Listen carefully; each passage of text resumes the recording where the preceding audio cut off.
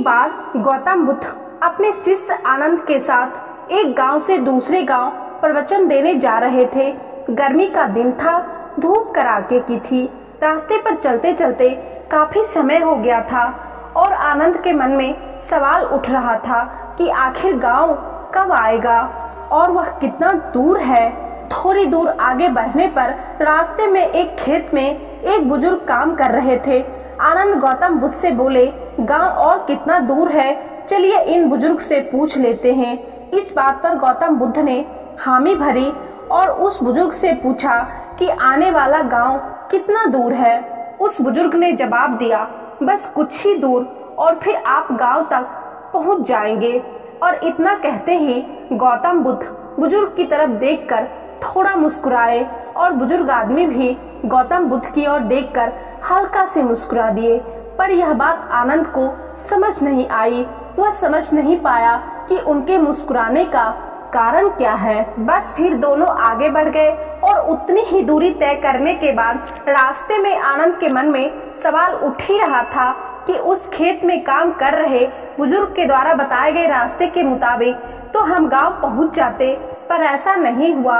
और कुछ दूर आगे बढ़ने पर उन्हें एक महात्मा मिला। आनंद ने उन महात्मा से फिर सवाल किया कि आगे आने वाला गांव और कितना दूर है। महात्मा ने कहा, बस 2-4 किलोमीटर ही दूर है। इतना सुनने के बाद आनंद ने सोचा, अब तो बस पहुंच ही गए।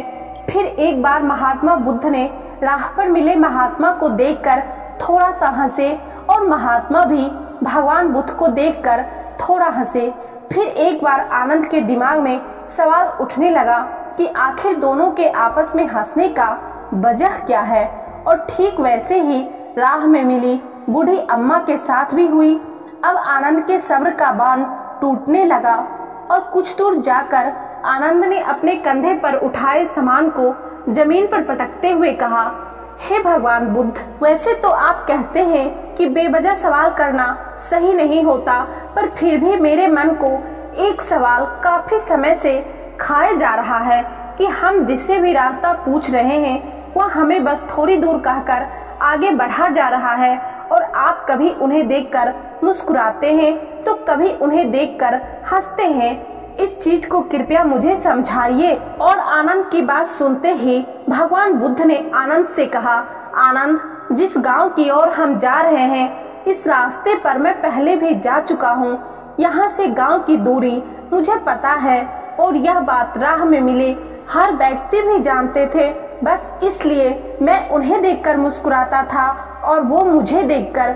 जिस तरह हम लोगों को उनके लक्ष्य की प्राप्ति के लिए उन्हें उपदेश देते हैं और उन्हें अपने जीवन पथ पर सफलता हेतु निरंतर चलने को प्रेरित करते हैं, बिल्कुल उसी तरह राह में मिले हर व्यक्ति हमें हमारे कार्य पथ पर निरंतर चलते रहने का उपदेश दे रहे थे, निरंतर चलते रहने को प्रेरित कर रहे थे।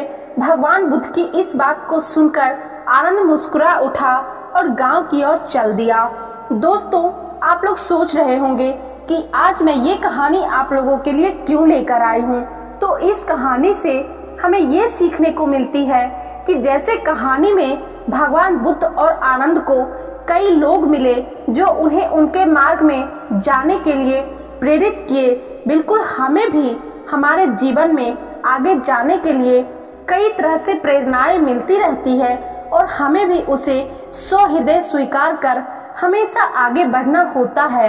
दोस्तों, महात्मा बुद्ध की ये कहानी आप लोगों को कैसी लगी? इस कहानी के बारे में आप क्या सोचते हैं? कमेंट करके जरूर बताइएगा और वीडियो को लाइक जरूर कर दीजिएगा। और यदि आप लोग चैनल पर नए हैं तो चैनल को सब्सक्राइब करके बेल नोटिफिकेशन जरूर प्रेस कर लीजिएगा। मिलते हैं नेक्स्ट वीडियो में, तब तक के लिए धन्यवाद।